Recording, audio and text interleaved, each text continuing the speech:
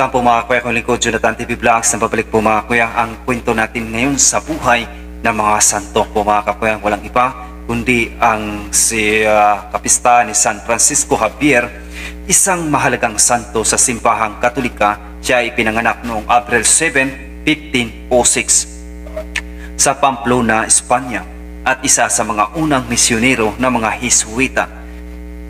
Si San Francisco Javier ay kilala sa kanyang masigasig na misyon sa Asya, partikular na sa India at Japan, kung saan siya ay nagpalaganap ng Ebanghelyo at nagtatag ng mga komunidad ng mga Kristiyano.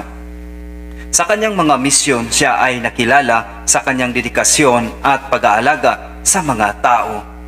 At maraming tao ang nagbalikluob sa pananampalataya sa pamagitan ng kanyang mga turo. Siya ay namatay noong Disyembre 3, 1552 sa isang maliit na pulo sa tabi ng China habang naghihintay na makapasok sa bansa upang ipagpatuloy ang kanyang misyon. Siya ay nakanonize ni Papa Gregory XV noong 1622. Si San Francisco Javier ay patron ng mga misyonero at ng mga banyagang misyon. Ang kanyang buhay ay nagsisilbing inspirasyon sa mga Kristiyano na nag-ipagpatuloy ang misyon ng pagpalaganap ng Ebanghelyo at pagtulong sa mga nangangailangan. Napakaganda ang kwento ni San Francisco Javier po mga kakuya, na dapat natin isang Jesuita si San Francisco Javier, na dapat natin tularan po mga kakuya sa ating mga binyagang Kristiyano, sapagkat tayo ay bawat isa sa atin ay may misyon talaga po mga kakuya. Hindi misyon na makamundo, kundi may misyon tayo na makalangit po mga kakuya. So dapat natin tularan ang ating mga santo po mga kakuya. Ito yung ang panghuli ko mga kakuya sa araw na ito, na dapat natin tingnan ang buhay ng mga santo po mga kakuya. Kung kilala natin ang ating mga artista dito sa Pilipinas, bakit hindi natin kilalanin ang mga artista na ganap o tinagpala na ng ating Panginoong Hesukristo? Bagkus sila ay nakakatulong sa ating pananampalatayang Kristiyano.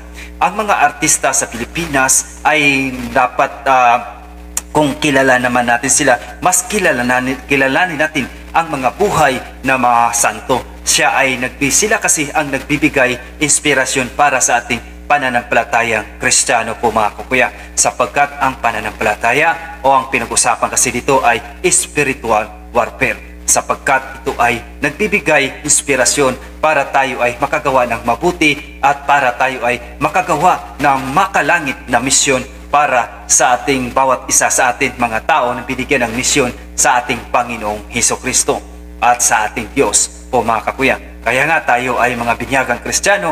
Bawat Kristiyano ay may misyon sa ating sarili po mga kakuya. Hindi lang tayo nabuhay para mag-alaga sa ating mga anak, para hindi lang tayo nabuhay para suportahan ang ating pamilya, kundi nabuhay tayo para ipalaganap ang salita ng Diyos. Sa araw ng binyag po mga kuya, bawat binyagang Kristiyano, nakuha natin ang tatlong bahagi ng ating Panginoong Hesukristo. Una, ang pagkapari. Ang ikalawa, ang propita. Ang ikatlo ay ang hari po mga kakuya.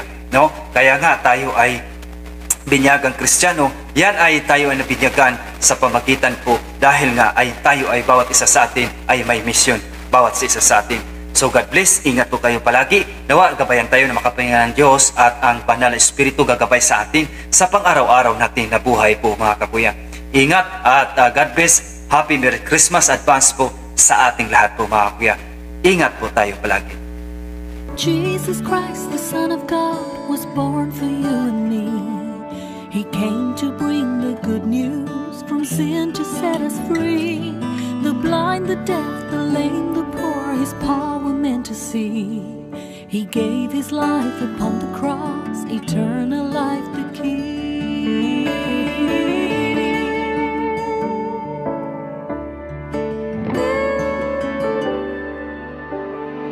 He broke bread and shed wine before His agony. We share the body and the blood in His memory.